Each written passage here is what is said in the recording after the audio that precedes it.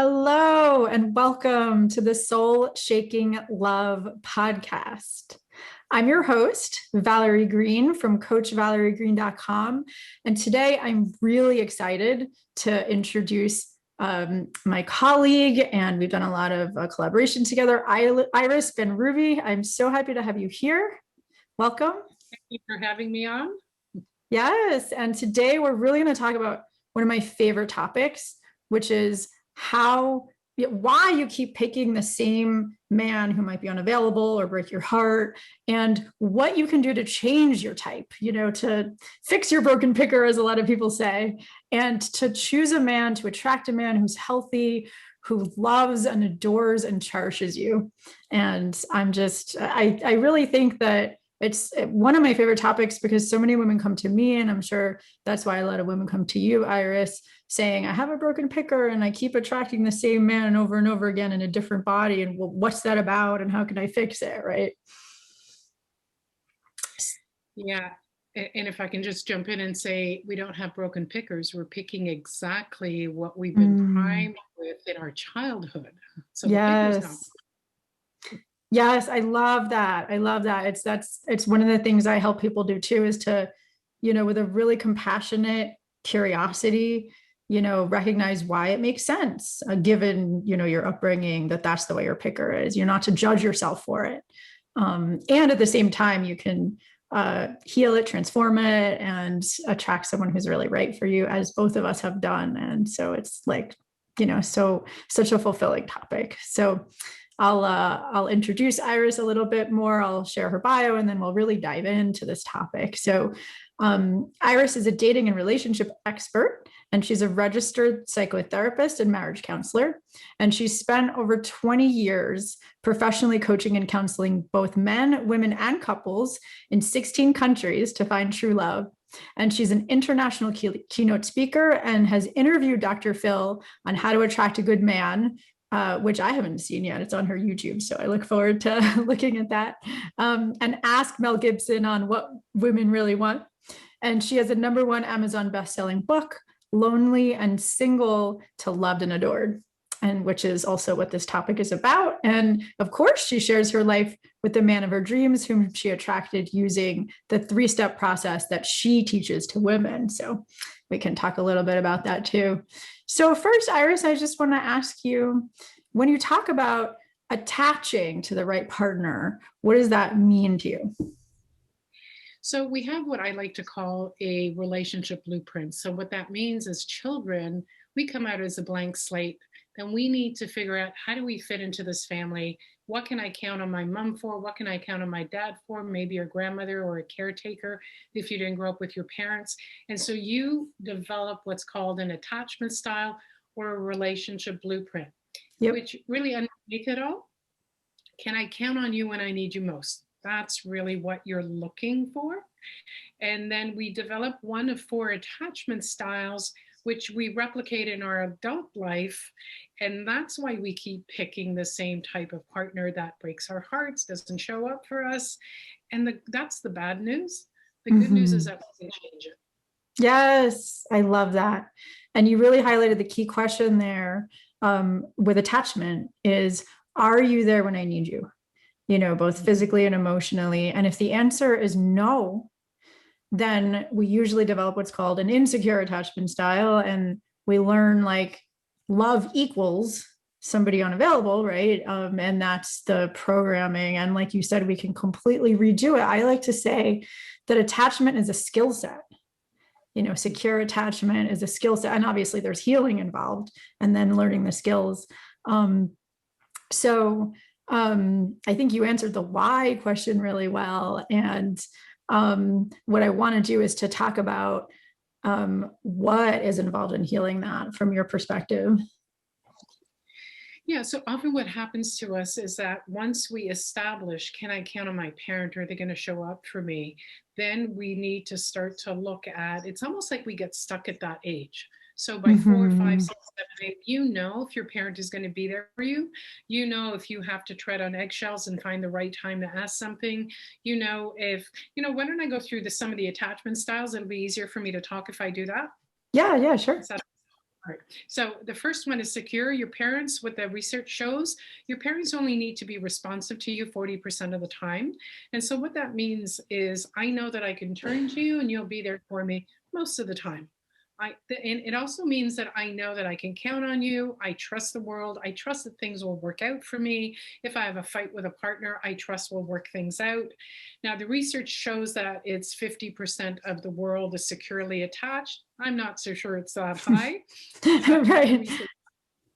I know, but it's And, such a remarkable statistic, 50%, even if it was 50%, like that means the other 50% is insecurely attached. And it's such a remarkable statistic, right? And I also want to highlight here, which I want to ask you what you think about this, is that it's not a pathology. It's, like we said, it doesn't mean anything's wrong with you.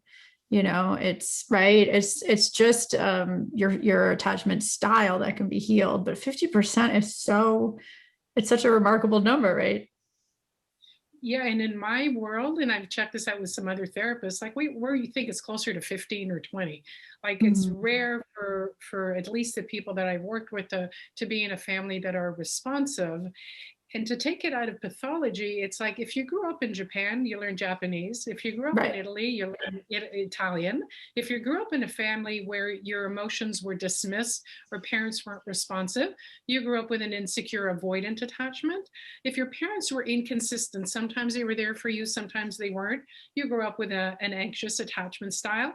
And if you grew up in a family with a lot of trauma, and it could be not even within your family, just trauma in general, you have a combination of the two. So you really want closeness, but that gets very intimidating. So you push away, but you really want the closeness and then you push it away. And so the way that you can tell is if you're in, this one is disorganized. Yeah. The way you can tell you're disorganized is if partners have said to you, your relationship is really chaotic. It's like being on a roller coaster with you. Hmm. You'll recognize if you have an avoidant insecure attachment by you are fiercely proud of being independent. You can do everything on Hmm. your own. And you can recognize being more anxiously attached. And that's my history. And I've done my own healing around that. And my history was I had a boyfriend who said to me, would you like me to unzip my skin so you can get in? And I'm thinking, yeah, pretty much. Really well for me because there's this hunger to join in with someone else so that you can go, okay, we're fine. He's not leaving. We are okay. But again, that's Yeah. not a healthy way to be in relationship because it can feel suffocating to the other Hmm. person. On the flip side, I'm going to say somebody who's avoidantly attached, when this person comes towards you, you're like, oh, pull back. When you pull back, this person starts to feel abandoned. So they chase you. When they chase you, you feel suffocated. So you pull back and you have this kind of dance. Yeah. And then in the disorganized, it's just back and forth, back and forth. Yes, that's such an accurate description and succinct.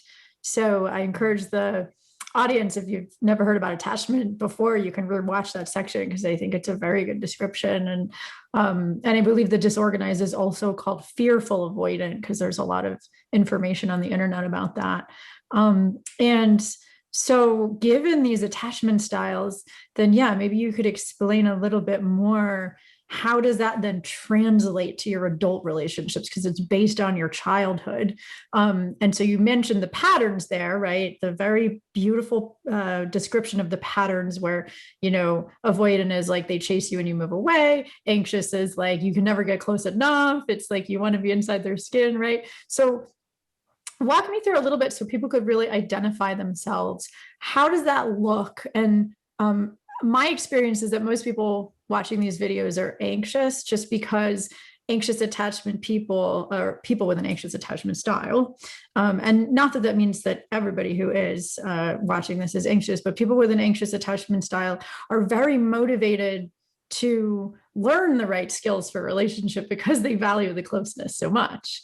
And so how do you know that you have an insecure attachment style? Like, what are the thoughts and feelings that go along with that?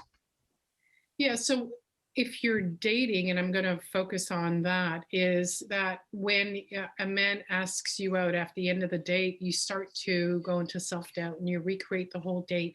Did I say the right thing? Maybe I shouldn't have said that. Is he really interested in me? He hasn't called me for 6 hours. He didn't text me back. Did he find someone else? Maybe I'm Mm-hmm. not the one for him. different. Maybe he'll find someone better. So your brain is just so full of that.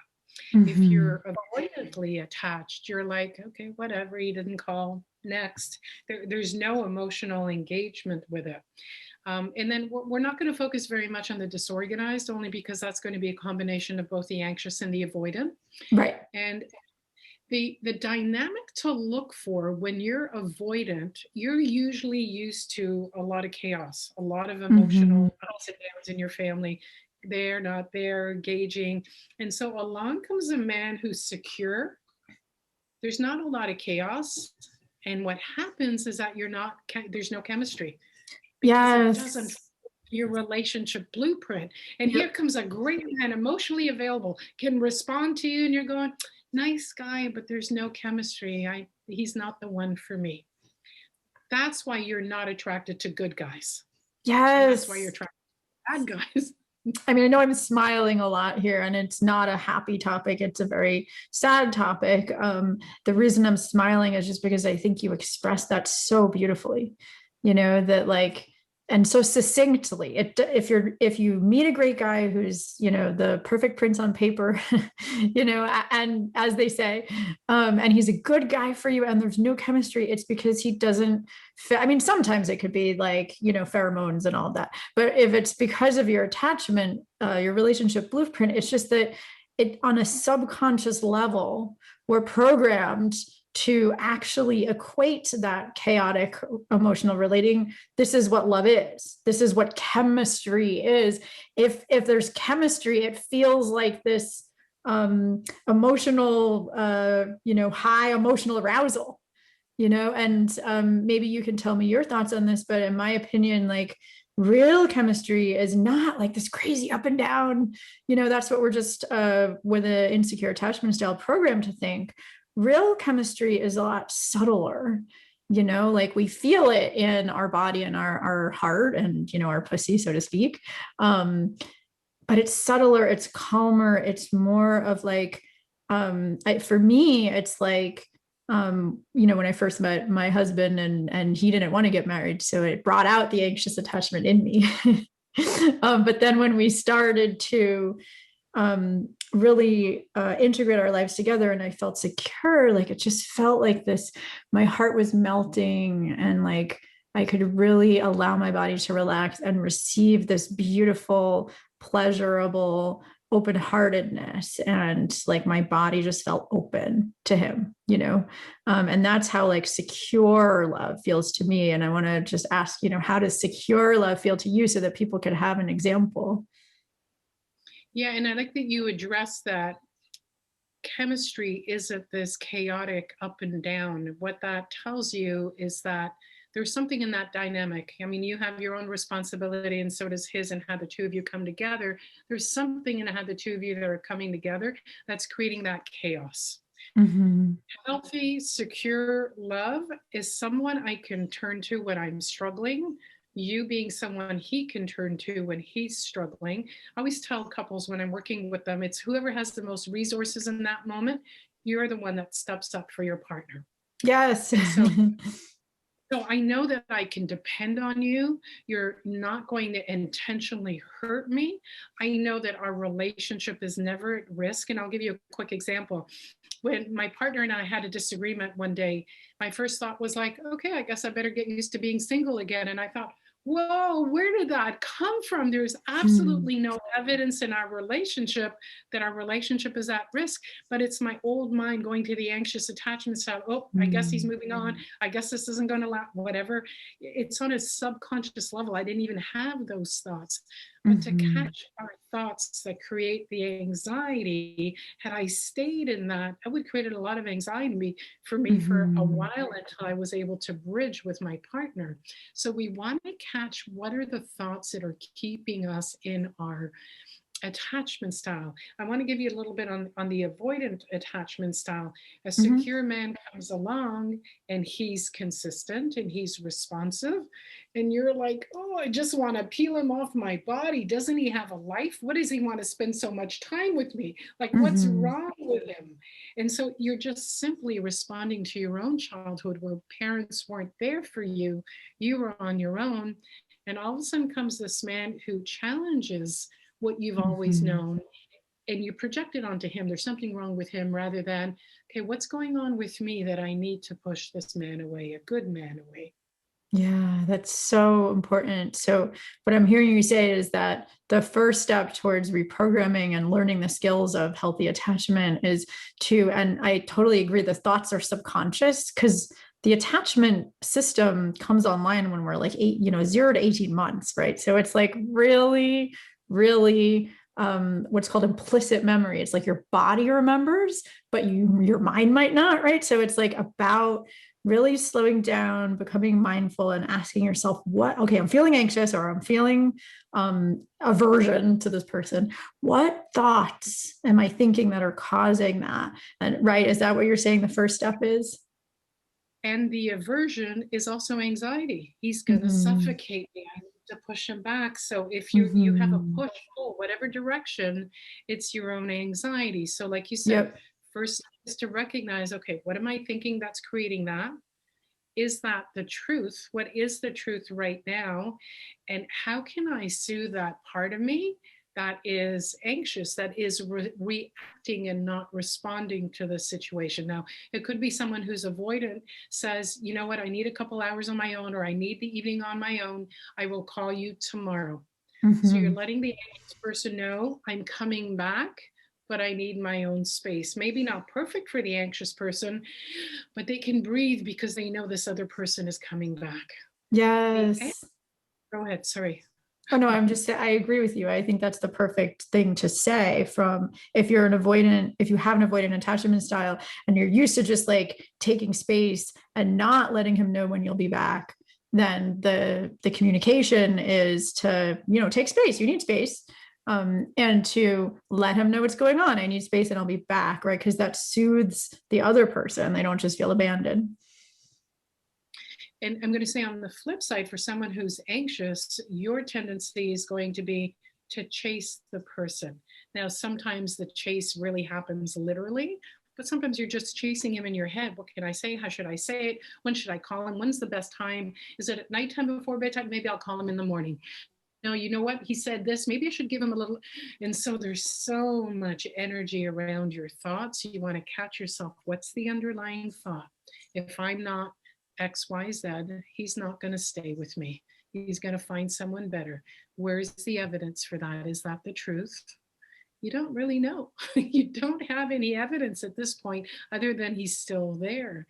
And then there are two pieces. So you want to do something to soothe yourself, and that could be going for a walk, talking to a girlfriend, working out, meditating, journaling. There's so many things.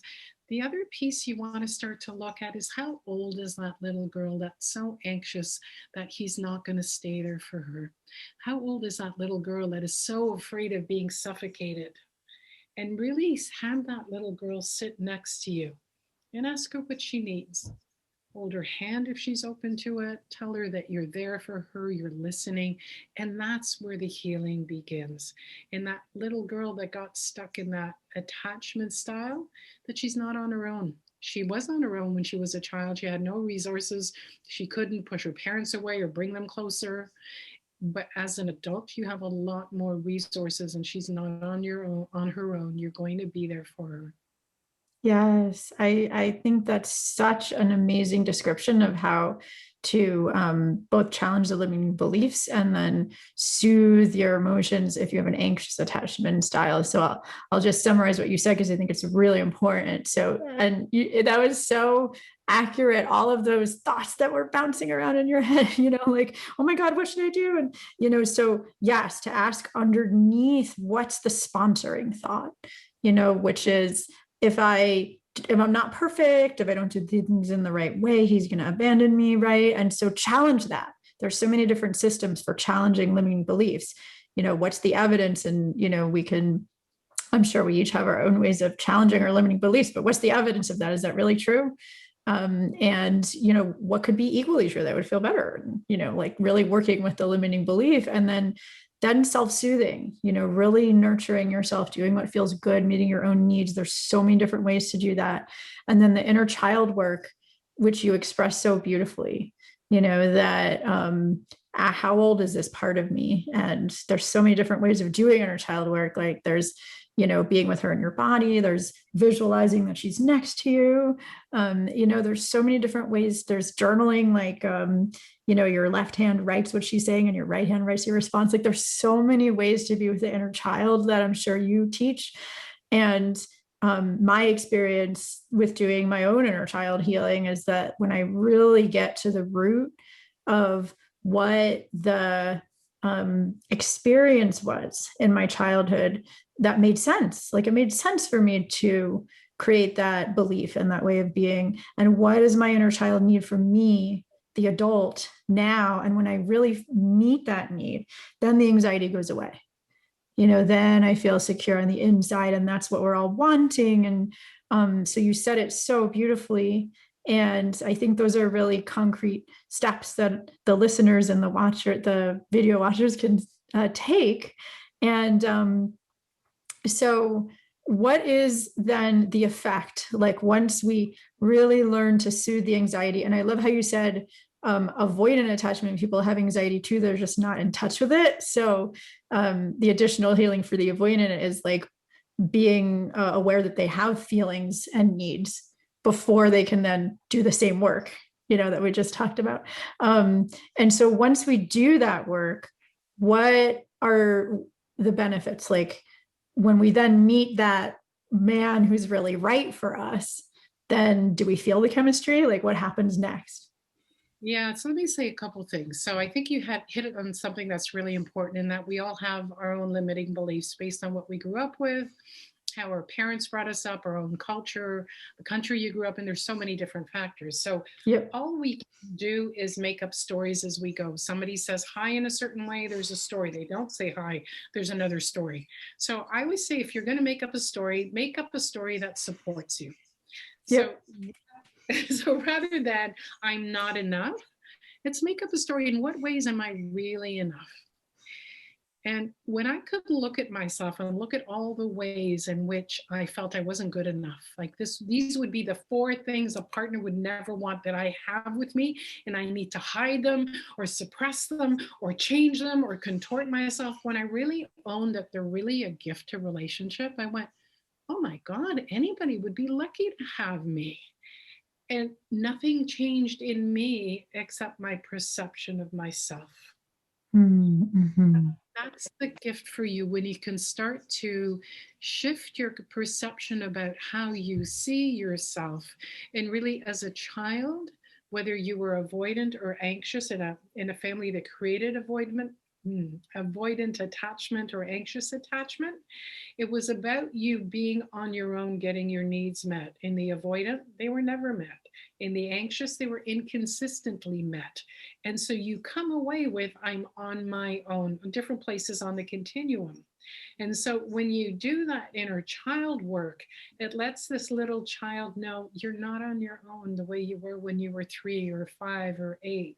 You've got me by your side. I am older, I am wiser, I have a whole lot more resources to protect you, to give you what you need, to hear you. And what happens is that little girl, and this applies to men as well, and we happen to be talking about women, this applies as long as you're human, this applies to you. It Mm-hmm. allows that little child, the inner boy or the inner girl, to go, I can breathe. I don't need to be on high alert from either being suffocated or being abandoned. I have somebody that's here on my side. I'm not on an island alone anymore, like it felt when I was a child. So, what happens is when you start to be able to soothe yourself, and those antennas aren't out all the time for, is he going to leave me? Is he going to suffocate me? Your attractions start to shift to healthier men. And that's what I did. I did my own Mm-hmm. work on my anxious attachment style. I would still say I have some anxious attachment style, and Dr. Stan Tatkin talks about how we are all ish. Secure-ish, anxious-ish, avoidant-ish, disorganized-ish. So there are times that anxious part shows up. There are times the avoidant part shows up, but it's so much more calm. I am, both as a result of me doing my own work and the type of partner that I've picked, I've been able to heal those wounds from childhood, and that's what's available to you. And then life is so much less chaotic. You're not always gauging your partner or the guy that you're dating. Is he there? Is he too close? Is he too far? What's he thinking? He didn't say this. Oh my God, is he going to remember my birthday? What if he doesn't remember? Should I leave cues? It drops all of that chaos so that you can be grounded in the adult, wise woman in you. Yeah, so beautifully said. And, and then when you meet that man who really is right for you, and before it didn't feel like chemistry because it was too calm, now you can really gauge if there is chemistry, if there is real, authentic, secure chemistry, because you'll have reprogrammed your relationship blueprint, as you said, right? So then you'll be attracted to a man who's actually healthy for you. Yeah, and I always say that as long as there's no red flags and you're not feeling the chemistry, go out 2 more times, because for women, that chemistry will develop. And you're not just looking for sexual chemistry. You're looking for a man who is responsive to what you need, is willing to hear you without dismissing you, that may have different opinions than you and allows you to have your own opinions, who's not trying to shape you into something else, and in that is dismissing who you are. A man who can say, okay, I think about it differently. Are you open to what I have to say? And you can have a conversation about it rather than feel that you're either on the defensive or you're on the offensive. Right, exactly. I love that. And I love what you said, like as long as there's no red flags, of course, we still have to pay attention to red flags. Do we have the same values? Do we have the same vision? All of that stuff. But like, and I love that you said that chemistry for women a lot of times takes time to develop. It was always that way for me. Like even when when I was dating, when I used to meet someone for the first time, I wouldn't normally feel chemistry because you have to get to know who he is. And as it develops over time, you'll feel a little bit more attracted the second time and a little bit more attracted the third time. And, if it's not getting more, then maybe he's not right for you, but yeah, I love how you say that usually for women and for men too, I don't like to have gender stereotypes. There isn't necessarily instant fireworks, it builds over time, and that's healthy and it's an exploration. So yeah, and let me add one more thing for both men and women who are more anxiously attached. You're going to lean towards dismissing the red flags. No, it wasn't such a big deal. Maybe my standards are too high. I should give him one more chance. Okay, I give him a chance. I'll give him another chance, because there's this hunger to get that connection and that bond. So if you find yourself on the more anxious attachment style, I want you to keep that in mind. Then when you're out there dating, pay attention to those red flags, pay attention to your intuition, have the antennas up that tells you, ooh, that doesn't feel good. Maybe I need to address it. It doesn't mean you need to run. Maybe I just need to let it go. Yes, no, I love that. There's so much there that we could unpack, because it seems like we might be giving conflicting messages, like stay and see if chemistry develops and check red flags. But there's a way to do both, to not just run the other direction, but to live in that question, like, oh, is that a red flag? And of course we could do a whole other interview about what is a red flag and how do we know? You address that because they're not mutually exclusive. Like if there's a red flag, if it's a really big red flag, then move on. If it feels abusive or toxic, move on. Get yourself out of that situation. Say, thank you for taking the time to meet me. I don't feel this is a match. Make sure you're in public, and leave. If it's, let's say, an orange flag, something that felt off, you get to say, you know what, it felt uncomfortable when you said that. So you're in a place curiosity. And if you can practice that while you're dating, you'll have that ability where you're in relationship. Because what happens with the couples that I see when they get the most in trouble is when they've been together for a while and they've stopped being curious about the other. Oh, I know what he was thinking. Oh, no, that's not what she meant. I know by her tone, right? And so you really need to keep that place of curiosity and seeing if the chemistry grows. And you want to address the orange flags, and you want to see if chemistry grows, both together. Yes, that's such a beautiful formula. I think that if, and you said so much there. So yes, it's a yes, and it's not an either or, stay with the chemistry, be curious, ask the right questions, when you see orange flags, run if you see total red flags, addictions, abuses, etc.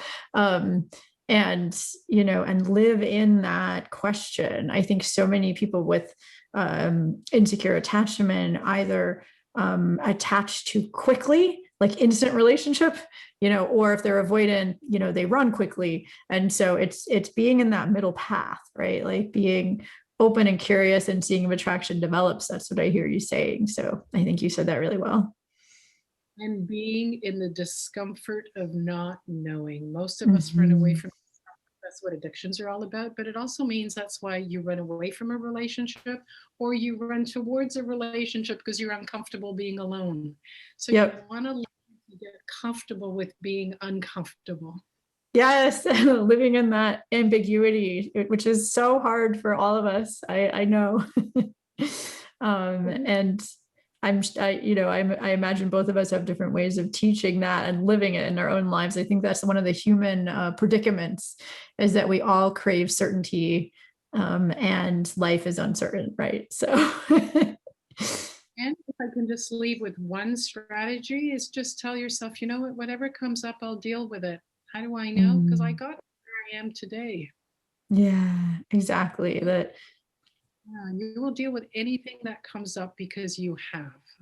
Exactly. And that is what I feel is one of the main things that defines security, an inner sense of security, that like whatever comes up, I can handle it.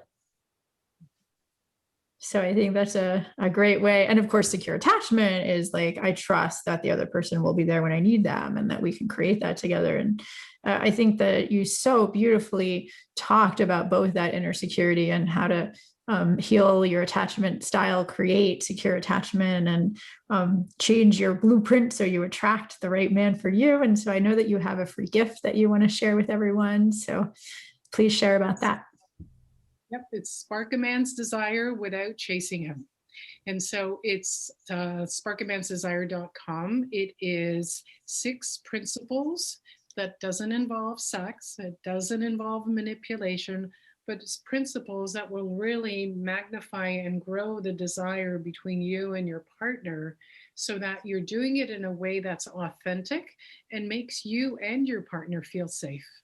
Yes, I love that. And so we'll be posting the link to that below this video if you're watching the YouTube, and it'll be on the show notes page if you're listening to the podcast and you want to see all the show notes. You can see that on my webpage, which is coachvaleriegreen.com, VALERIEGREENE /podcast, and then /Iris, IRIS. And so all of the her free gift link, and all of the information about her and how to connect with Iris is going to be on the show notes and below this video. So I really encourage everybody to check out all of the wealth of knowledge that Iris has to offer, because she's so prolific and experienced and knowledgeable. So I just feel really honored that you have been here to share this information with us.